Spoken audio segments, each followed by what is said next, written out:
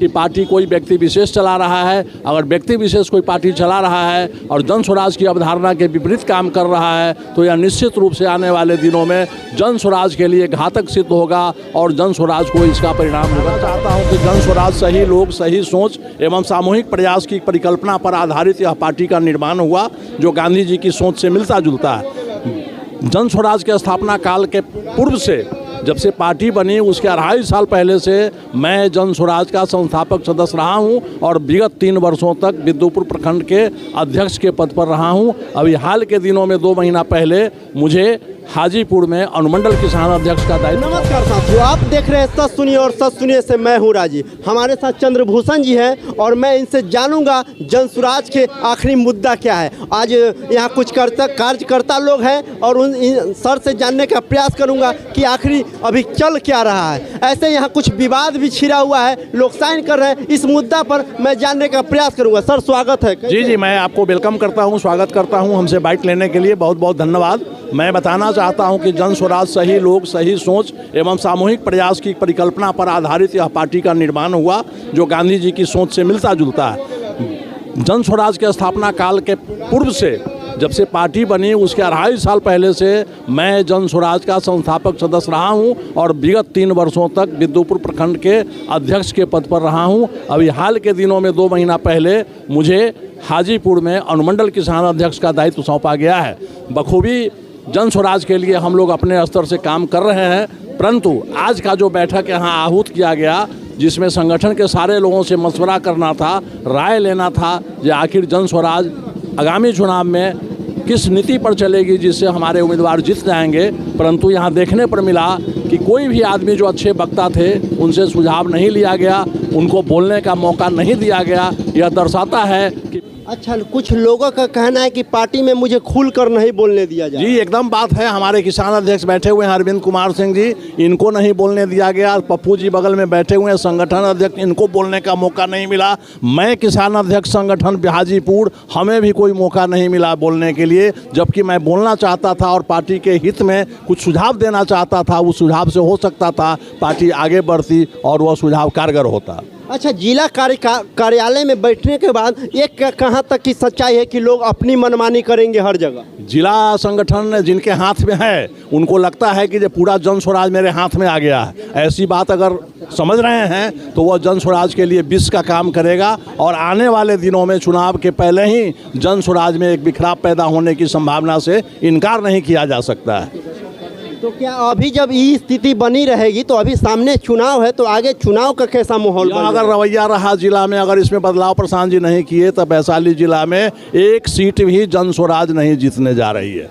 जन स्वराज जीतने के लिए सारे प्रखंड स्तर से लेकर के पंचायत स्तर तक के सारे छोटे बड़े जितने भी कार्यकर्ता है सबको मान सम्मान मिलना चाहिए। क्योंकि किसी भी पार्टी का रीढ़ जो होता है वह नीचे के पदाधिकारी होते हैं, नीचे के अधिकारी होते हैं। एक व्यक्ति अगर चाहेगा कि हम जन स्वराज का अध्यक्ष बन जाए, एक आदमी चाहेगा कि हम महासचिव बन जाए और वह चाहेगा कि हम 8 सीट पर कब्जा कर लें और 8 सीट में हमारा प्रभाव चला जाए, यह मानने वाली बात भी नहीं है और यह संभव भी नहीं है।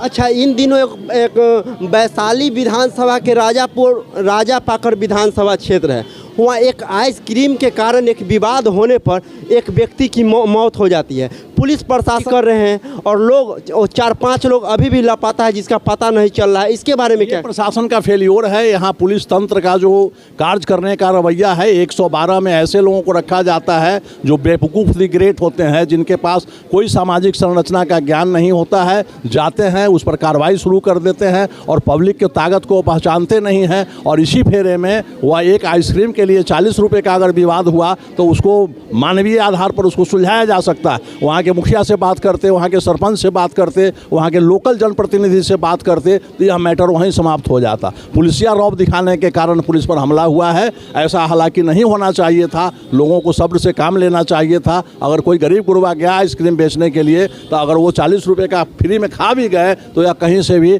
नैतिक दृष्टिकोण से सही नहीं है। अच्छा, एक चीज़ और, अभी हम वैशाली में कल गए थे, 2 महीना शादी का नहीं हुआ और दहेज के चलते उस लड़की को पीट पीट कर मार दिया गया। उनका ये सारा पुलिस फेलियर है। अगर पुलिस कार्रवाई करती, एक क्रिमिनल को अगर सरेआम गोली मार दिया जाए वैशाली जिला में, तो कल से क्राइम का ग्राफ 90% कम जाएगा। तो यहाँ तो पुलिस है जो पैसा लेकर के काम करती है, आपसे भी पैसा लेता है, जो एक्यूज है उससे भी पैसा लेता है, जो केस करने वाला है उससे भी पैसा लेता है। तो ये द्वंद्व की स्थिति में पुलिस का कोई वैल्यू नहीं रह गया है पूरे बिहार में, और उसी का परिणाम है कि आए दिनों इस तरह की हत्या होती रहती है और वह अपराधी बच जाता है और उसको कुछ नहीं होता है। मैं इस हत्याकांड का भर्त्सना करता हूं। अगर किसी की बहू गई, किसी की बेटी की हत्या हुई, यह घोर निंदनीय है और वैशाली प्रशासन को चाहिए कि तत्काल प्रभाव से वह व्यक्ति को शूट एंड साइट की स्थिति पैदा करता, जहां कहीं भी दिखलाई देता उसको गोली मार देता।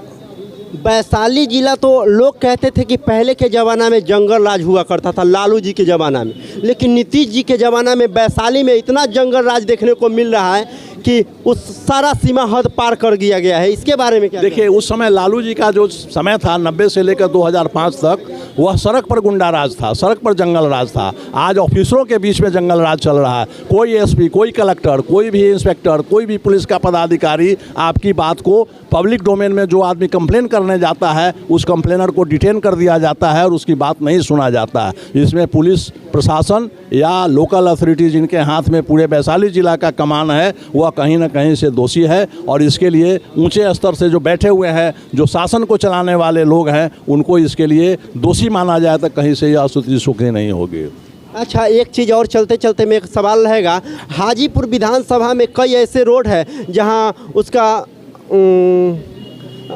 निर्माण हो गया है कार्य करने के लिए, लेकिन वो रोड नहीं बना वहाँ। नहीं, ऐसा है कि वैशाली जिला के तमाम सेक्टर में जहाँ रोड बनाया जा रहा है, वहाँ कहीं ना कहीं कोई विधायक, कोई एमपी या कोई जिला परिषद का आदमी उसमें संलग्न रहता है। और वैशाली जिला के हाजीपुर में विगत 20 वर्षों का इतिहास है। जो आप 4 चक्का से पूरे वैशाली जिला के हाजीपुर शहर में नहीं घूम सकते हैं। उसका कारण है कि यहाँ सड़क पर काम हो जाता है, रोड पर काम होता नहीं है, और कागज़ पर पैसा उठा लिया जाता है और रोड बनता नहीं है, नाला बनता नहीं है, उसका बिल का भुगतान हो जाता है। इस पर अगर जिला प्रशासन ध्यान दे और अगर कार्य रूप में इसको देखा जाए, तो इसका मॉनिटरिंग अगर सही हो, तो इस तरह की स्थिति यहाँ नहीं बनेगी।